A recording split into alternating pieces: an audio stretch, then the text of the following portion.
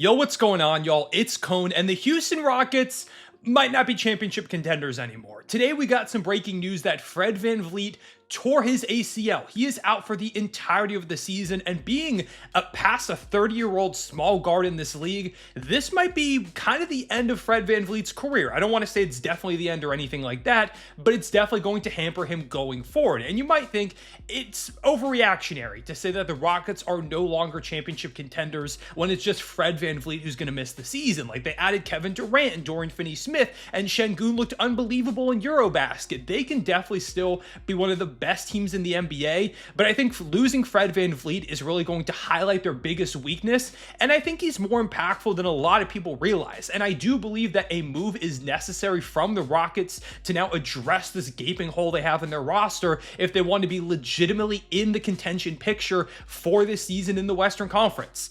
Fred VanVleet is polarizing. You know, he has some really bad shooting games. He's a smaller guard. He's nowhere near a perfect player, but last season, he was top 2 in the league in passing efficiency according to B-Ball Index. He was top 6 in the league in passing versatility. He's got great gravity. He was one of the Rockets' by far best perimeter players, three-point shooters, creators. He really did a lot for that offense, and he was going to be critical playing alongside KD, setting him up for easy looks or getting the ball to a corner guy like a Dorian Finney-Smith, for example, or even, you know, letting KD cook, letting Amen Thompson, Sengun cook, and being someone that can just spot up on the perimeter. Because even though the Rockets added KD, Dorian Finney-Smith, and could get jumps from other guys, it's still nowhere near a guarantee that this is going to be a good three-point shooting team. I think there were still legitimate concerns there. There's still concerns about the playmaking, and Fred was their best playmaker, and now he's out for the season, and it's going to be a lot more taxing now, unlike an Amen Thompson. You are now, if you don't add anybody, just crossing your fingers that Amen is truly ready to be your full-time starting point guard. And listen, I love Amen Thompson. I think he could be an all-NBA player this season, but I don't think he's ready to be the lead playmaking, creating point guard for a championship-level team. I think he's much better suited at the moment for that kind of point-forward role, downhill attacker, and now you're asking him to have the ball in his hands a lot more when I think most of the time he's more dangerous if he's out in the perimeter and is diving to the basket, going for an offensive rebound and a putback, or cutting off the gravity of like a Fred VanVleet, Kevin Durant pick and roll, or suddenly you have Sengun rolling to the rim alongside Fred VanVleet. Now KD's out on the wing and Amen Thompson's diving. Like, there's just so much more creativity that you can bring to the table if Fred VanVleet is healthy. And now that he's out, it just feels like you're going to be asking Amen to be somebody that he's not quite yet. Like, he's nowhere near the pick and roll operator that Fred is. Obviously doesn't have the jumper that Fred does at that point guard spot either. And so now your starting lineup, like, Sengun's not a shooter. Jabari Smith has shown some flashes, but is nowhere near a super consistent three-point shooter quite yet. KD obviously really good on that end. And then, like, who do you play at the 2? It could be Dorian Finney-Smith. Like, that feels possible. But while Dorian is a good three-point shooter, he's not like a movement guy. He's more so just spot up in the corner. And so it feels like your looks are going to be kind of limited. And the three-point shooting in that lineup feels like there is a lot to be desired on a nightly basis. And maybe you try and put Reed Sheppard into the starting lineup. But I think even less so for Reed Sheppard, that he's ready to be the starting point guard for a championship team. I think he's going to have a lot better season. But last year he was unplayable for the Rockets. And they're not trying to be good. They're trying to compete for a championship.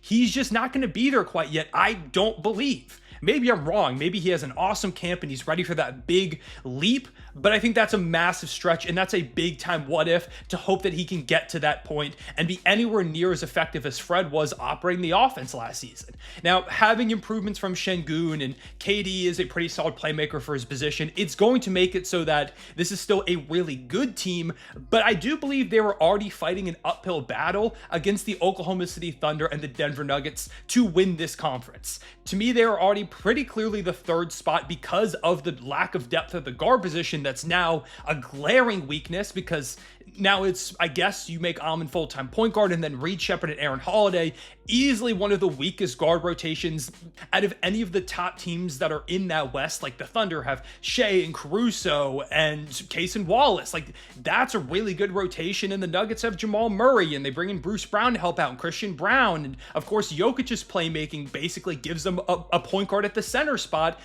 This Rockets team even though they've gotten better offensively, like on the perimeter and just overall more weapons, I don't think have the playmaking to capitalize on those weapons. I already wasn't sure if they did, and now I really don't think they do. Like the Clippers have James Harden, the Lakers have Luka Doncic and LeBron James.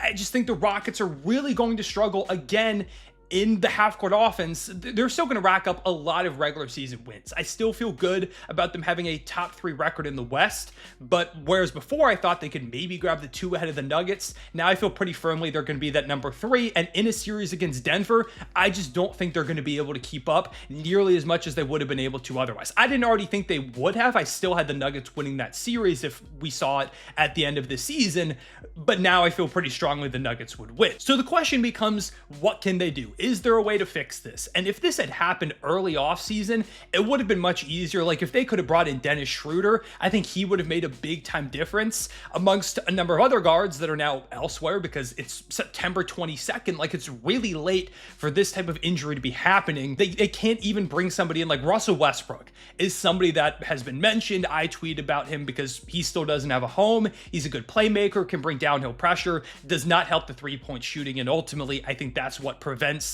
the Rockets from going down that path, but they couldn't even add him if they wanted to at this moment because they're limited by the first apron hard cap. Like there are salary cap limitations in the CBA that prevent them from signing anybody right now. They would have to send out some salary, make adjustments to be able to sign somebody to that minimum contract, even if they did decide like, hey, let's reunite Russ, KD, Steven Adams here in Houston, which would be crazy. I mean, we already talked about KD having to watch the Thunder raise their banner on ring night, never mind it being Russell Westbrook as well. Like that would be crazy script writing from the NBA script writers. But yeah, so like they can't even bring anybody in. Even though I think Russ would help a little bit, he's probably not super ideal. Like if they could somehow get Malik Monk, he's not the playmaker that Fred is, but I think he'd be super dynamic. But is there a trade to be made there? They also can't deal away like Fred VanVleet. Not that I think they're going to right now until December 15th because they signed him this offseason. So they can't even do anything until December, which is already pretty decent into the season. So they're very limited on the options. Like one of my friends who's a Celtics fan texted me and said, what if it was like a Fred VanVleet for Anthony Simons swap? And I do think Simons, his ability to create shots and be that volume 3-point shooter for them could be super valuable, especially with a great defensive framework around him to make him more viable as a pretty bad defender. But like, yeah, that couldn't even happen until December. So I'm not sure the Rockets are going to wait that long. And if they do, then like at that point, maybe they already have a solution. And if we take a look at this market, like nobody really even moves me all that much. If they do dump money, we talked about Russ. GP2 feels like he's going back to the Warriors and doesn't really provide what they're looking for anyways. I wouldn't even really categorize him as a point guard. Against 34-year-old Corey Joseph, 37-year-old Patty Mills, Cam Payne, Delon Wright, Monte Morris, Delano Banton, Ben Simmons, like maybe. I mean, he could be interesting, but he can't shoot. Like that is the definition of someone who can't shoot. Markelle Fultz can't shoot. Elfrid Payton, Jalen Hood-Schifino, Mac McClung. Like nobody here is moving anybody in the Western Conference at all compared to what they had with Fred VanVleet. So I don't know. I really don't know what the Rockets do from here. It might just be, unfortunately, like kind of a year where you really stress test Amen as that starting point guard of the future, see what he's capable of and make him uncomfortable. He's shown so much quick development and ability to figure it out on the fly that maybe he just figures it out and you end up being fine and he takes this big time leap and it's like, okay, well now he is our full-time point guard for next season and Fred VanVleet coming off an ACL injury can just be off the bench and maybe that ultimately works better long term because again, they were the third best team in the West this season, so maybe it didn't even matter in the first place whether Freddie was healthy or not. And you give Reed Sheppard more reps, but it sucks because you bring in Kevin Durant, who is up there into his late 30s. Not that he's going to fall off a cliff or anything anytime soon, if you ask me, but it just feels like you're kind of wasting a year now of his ability at still this level. Because there is always a possibility, knock on wood, fingers crossed it doesn't happen, that he suffers another big injury and it does end up becoming sooner than later the end of Kevin Durant as we currently know him. So, yeah, those are my thoughts on the Houston Rockets. Still think they're really good, but I truly do believe now that, it's probably just the Thunder and the Nuggets who are contenders in the Western Conference. The Rockets can prove me wrong. I think they're still there on that fringe. There is still a lot of upside with this young team. And I mean, again, we saw how good Sengun was in Eurobasket and KD and Amen. It is such a talented squad. But I just think that, people were saying on Twitter, if you thought Fred VanVleet was the difference between them being a contender and not, then they never really were. I don't agree, because I think it's more than just losing Fred VanVleet. It's the impact and asking something new now of everybody else going beyond a role that they're supposed to be playing. And it just builds further off limitations that we already saw for this roster last season. So I don't think it's losing Fred. I think it's the domino effect of losing him, especially this late in the season, where there's nobody who can really replace what he brings to the table and alleviate the stress off the rest of the team as a result of that. So those are my thoughts on Houston. Let me know down below in the comments whether you agree or disagree. Are they still a contender? Are they not? Were they never a contender at all? And this doesn't change your opinion. We'll love to hear that. But for right now, I appreciate watching. Also, how crazy is that Kevin Durant, after years in Phoenix of like not really having a point guard, at least nobody reliable, now he again doesn't have a point guard. He's just cursed. And then Kyrie got traded, so he didn't have a point guard there for a little bit. Whatever. All right, I appreciate watching. I'll see you later. Real one, say it back.